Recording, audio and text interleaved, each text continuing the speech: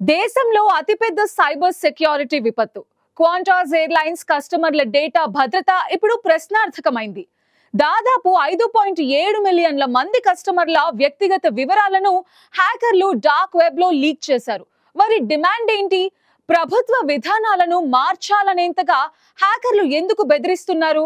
మీ వ్యక్తిగత సమాచారం ఎంతవరకు ప్రమాదంలో ఉంది?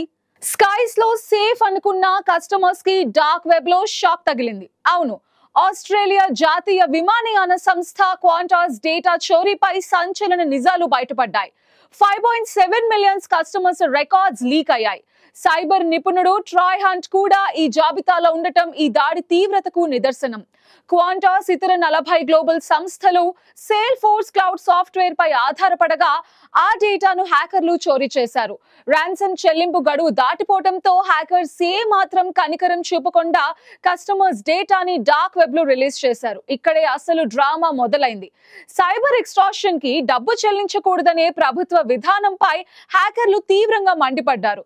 ఆస్ట్రేలియా ప్రభుత్వాన్ని నేరుగా హెచ్చరిస్తూ మీ చట్టాలను, మీ విధానాలను మార్చండి, లేదంటే మీ నియమాలను తిరగరాయించే వరకు మేము ఎప్పటికీ దాడి చేస్తూనే ఉంటామని సవాల్ విసిరారు.